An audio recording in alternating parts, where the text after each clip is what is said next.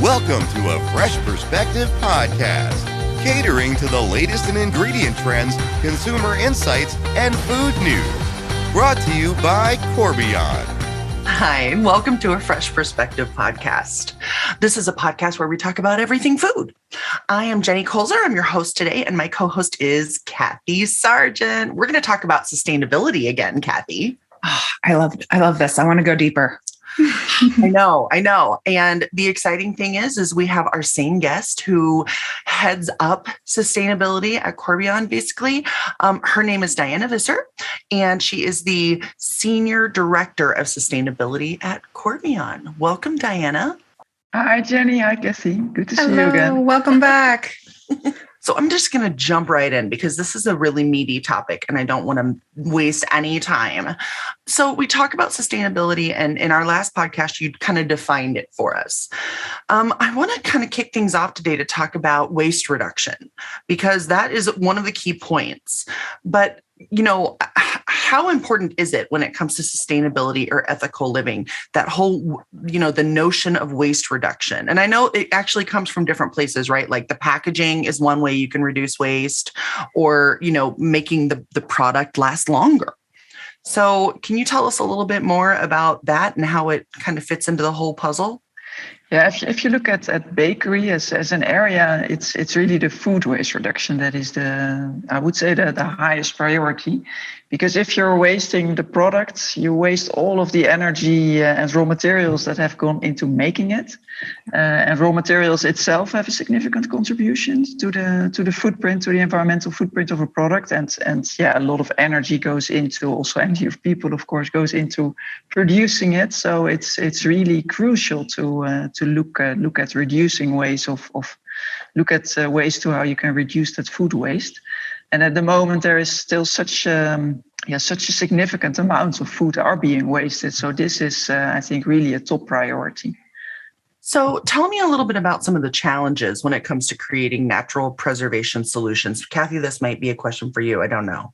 Yeah. And, preservation is important, both when we think about preserving texture and quality, and also just preventing spoilage or any bacteria growth. In bakery, we're lucky that we don't have a lot of bacteria, but we do get mold, and nobody wants to eat anything with mold on it. So it's less about safety, but it still contributes to spoilage and loss. So for us, we have been working for years in the freshness space in helping customers understand how to manage shelf life. And I think we're really to a point where we need to help consumers understand as well. When they experience products with a longer shelf life, they start to accept it. They start to come back to it. It starts to feel more natural. You look at the dairy industry and shelf-stable dairy products now that aren't even refrigerated, and consumers trust them because they've gone through that experience. And bakery has a lot of opportunity as well. It used to be day old, then it was week old. And sometimes that shelf life needs to be captured in the manufacturing and distribution to be more efficient, because we're not always going to the corner bakery every day. And other times it's really consumers want to have products in their pantry longer. It goes back to how they package it and how they want to manage it. So some of the challenges are just that perception of what did you do to my food, and utilizing ingredients that are still sustainably manufactured and labeled and acceptable to consumers. So we really try to find technology that comes out of nature, that's natural in plants and how they preserve and protect themselves, and making that connection to consumers that it's not scary. Yeah, that's awesome. I mean, I definitely, when I think about feeding my kids, I think what's natural, I don't want to put a bunch of chemicals in their food, or I don't want to feed them food that has a lot of chemicals in it. So I know that being sustainable, again, back to our buzzword, can feel kind of complicated for someone who maybe doesn't know that much about it. It's daunting. Like recycling, even for me, is daunting. Like we do it, but I have to look at the bottom and sometimes I have to look up what the little triangle says. And so, I know that some people feel that way, and they feel like it could be expensive or complicated to become sustainable. Do you have any tips for actual bakeries or companies, that kind of help get over that hump of, oh my gosh, this is going to be so expensive, or it's going to be too difficult? I have two tips. I think one tip, or one thing that is important, we also discussed it in the previous podcast, is to look at your value chain and see where are your impacts, where can you make the most impact, and start there. But the other tip I have is also to really look for small wins that you can make, and in that way keep it relatively simple. Start with smaller steps as well, and then gain confidence from achieving those initial targets. And that's really also what we did at Corbion. I think in the beginning we started maybe a bit more modest. We set targets, we achieved them, and that also gave us the confidence to set more ambitious targets. So that's I think that is a good way to do it when you're really starting and maybe a bit overwhelmed by all the things you could start doing. Yeah, those are great tips. And I know that, even at home, I teach my kids, like, turn off the water when you're brushing your teeth. It doesn't need to run the whole time. And I know that's small, but they love it. And, they feel like they're really helping out Mother Earth.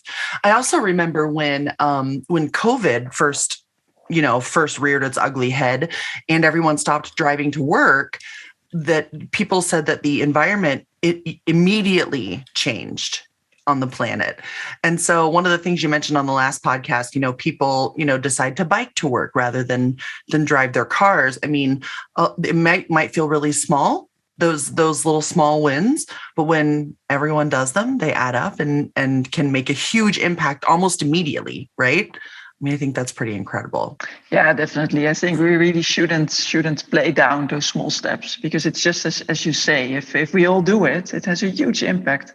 And of course, also the way we think about sustainability and live our life, it also impacts decisions that are made by companies, by what they offer to us, politicians, etc. So it has a big impact. We shouldn't underestimate it. Well, and it's such a good example about how people want to contribute, whether it's your kids that get excited that they're making a difference in their water. And we've done some surveys, and I think it was 33% of consumers surveyed said that they would actually pay more for products if they knew it was making a sustainable impact. And what we've seen in the industry is, as the industry is moving through these small steps, they start with what they can control. They start with how they source and how they manufacture and how they run their organization. But now, how do we start to translate that to opportunity at the consumer level? And we've seen some bakeries actually doing promotions that by purchasing their brand, the consumer is actually contributing to a positive life cycle for, the environment. And that's, the next level step that I see coming in food. And you'd mentioned opportunities around, putting certifications on, and really those promotions that if you've done the due diligence on the back end, let people, have the choice to contribute to a sustainable company and a sustainable product. I think they really want that. Which is exciting. It is exciting. When the very first thing I found on the internet about Corbion, when I was looking to become a member of the Corbion team, was this video of a drone flying over our building, which is completely covered in solar panels. Right. And so that was exciting just to start with. I mean, for me, it's like, wow, what else could they be doing? And then when you go into our buildings, those things are there as well. And so, I think that kind of shows this dichotomy of, sustainability in our products, but also we're walking the walk, right? We're not just talking the talk. So it's nice to see both of those things kind of play together. I also think that, we talk about unicorns sometimes, just chatting, and you say, oh, we want, I want to be the unicorn. And I think that there's a unicorn in this place, right? And that is, a sustainable, natural solution, a bread product, a bakery product, or any of our other products, really. And then we also want to make sure that it's going to last a long time in our pantry. So that's like my personal unicorn when I go to the store. Is it going to last a long time? Was it sustainably made? And is it natural and safe for my kids to eat? So it tastes amazing. Obviously, I want it to taste good too. Yes. But man, if you can get all those things put together, and I think that feels like kind of what we're always talking about. Seems like we're kind of right there. In the ingredient space, I see a lot of advancement, a lot of commitment to getting to that unicorn. I know Diana's telling us a lot about the initiatives. And from the technology side, we mentioned maintaining the integrity of the product, preventing the spoilage in the mold, also how we run operations, whether we can leverage that shelf life, but also preventing waste at the manufacturing.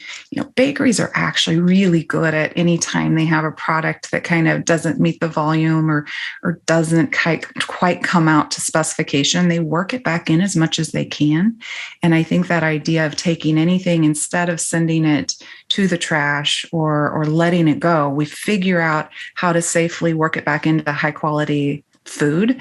And that's something that, when we talk about maximizing and minimizing waste, we try to maximize the performance of the ingredients and the available components we have today, but then minimize letting any of them get lost. And yes. I think it was driven long time by profitability, but now they're recognizing that you can be more profitable and sustainable at the same time. Yeah. So we have to go to Eat, Save, Give now. But when I come back, I want to talk, Diana, a little bit about your global efforts. So I assume there's different challenges in different regions, and I want to hear all about that, because we aren't just sustainable in one place. We try to be sustainable everywhere. So, but let's quickly go to Eat, Save, Give, our favorite game. Now it's time for Eat, Save, Give, a thoughtful peek into the hearts, minds, and taste palates of our guests. Eat, Save, Give is a fun game that we play in the middle of every podcast. We are going to give you 3 food items, and we're going to ask which one you'd like to eat now, which one you'd like to save for later, and which one you might want to give away. Diana, you're an old hat at this because we just played it on the last podcast. And so here are 3 items. We're going to kick it off with you. The 3 items are apple dumplings with vanilla ice cream. Oh, I want that right now. Creme brulee. Or classic warm soft pretzel with the sauce of choice. There's a twist. Okay, which one were you going to eat, save, or give? Apple dumplings, creme brulee, soft pretzel. Yeah, it's a tough one, but I'll the one I'll eat now is the creme brulee, because it's a very classic dessert, and I would like to have it today, actually, after my dinner. Then I'll save the apple dumplings. I think they will be nice, maybe for later in the weekend. And I'm going to offer the pretzel to somebody else. I'm not sure that's my favorite, to be honest. All right, excellent. Kathy? Oh, this is hard because I feel like all of these need to be consumed right now. I am actually going to go with the pretzel. I have a horrible desire for how much I love salty foods and any kind of cheese sauce things that I can dip it in. So I'm going to go with that, actually. The apple dumpling really is nostalgic to me. It reminds me of cooking with my mom and grandma. So I hope we can set that ice cream to the side, because that's a really just warm, wonderful memory. And as much as I like cracking the top of the creme brulee, I'll let Diana have that one today. Thanks. I'm also going to eat the creme brulee right now. And I'm like Kathy, I'm a savory person, but my very favorite dessert in the world is the creme brulee. And my favorite part of it is cracking the top with my spoon. Yes. I don't know why. It's just so fun. And that kind of burned, crunchy sugar is just oh my gosh, that's my favorite thing. So I'm going to eat that now. I'm saving the warm pretzel because I love savory, all things savory. And I'm going to give away the apple dumplings with vanilla ice cream. So we're all a little different on that one. I'll bet. At Corbion, the word impossible doesn't stop us. It gets us going. As a leading global ingredient supplier, we create sustainable food solutions based on renewable resources and natural processes. We are obsessed with solving impossible challenges for our customers. Let's partner together to find solutions unique to you and preserve what matters most. Corbion, keep creating. Okay, thanks for playing our fun little game. Let's go back to talking about, global challenges and some of the things that maybe you've been seeing, or even just, the differences in sustainability efforts based on where you are. Yeah, so at Corbion, we're really a global company. So we have operations and sales offices all over the world. So that means that we also need to deal with the different cultures and the different awareness of sustainability globally.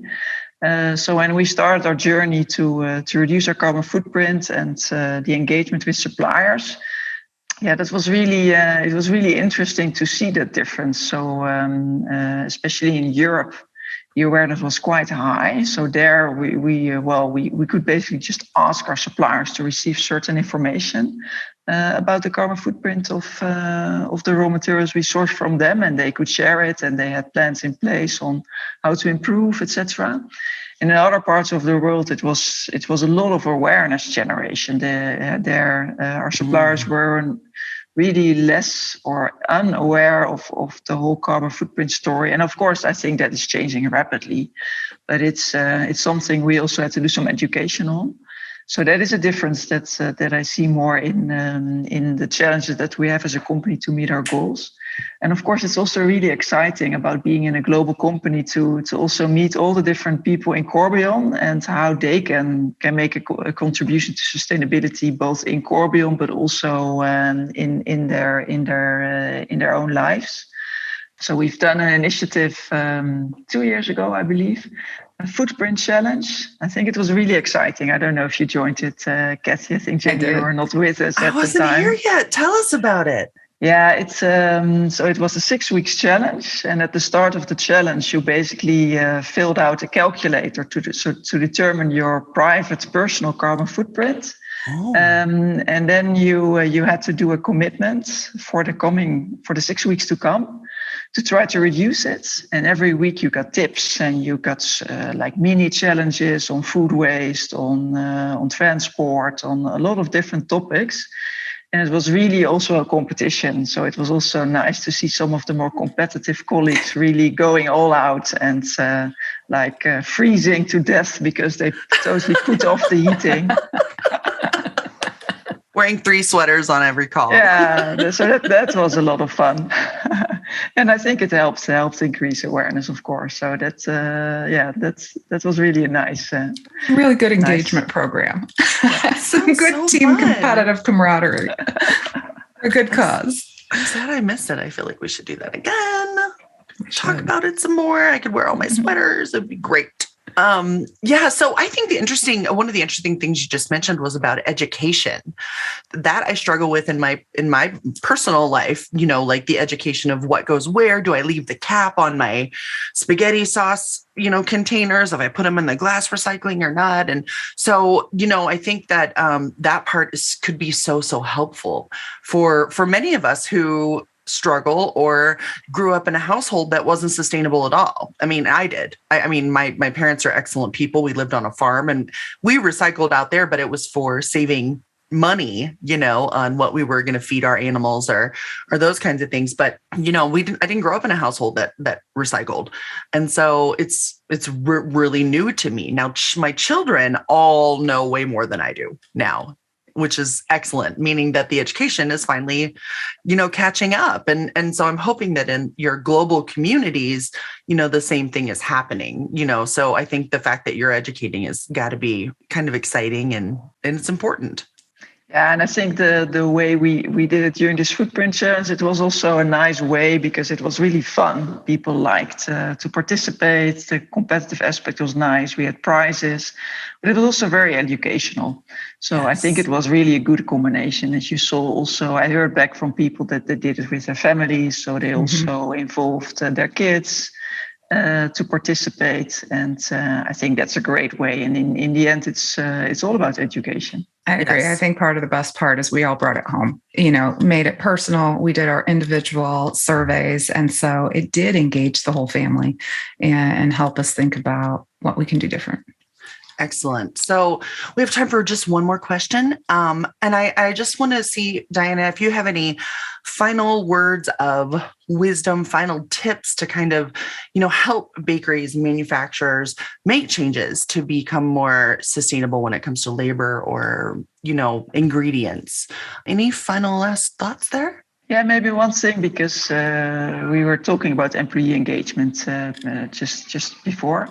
I think that's an area that we didn't discuss so far, and I think it's really important, and it can really have a big impact because if it's mostly top down, it's think helpful if you also use more the bottom-up approach and also see how you can engage your employees, how you can also encourage employees to come up with suggestions. So make clear what your goals are, but also give your employees some freedom or some opportunity so that they can contribute. And I think one nice example of that is the Corbion plant in Blair, where they really give the whole plant targets around waste reduction.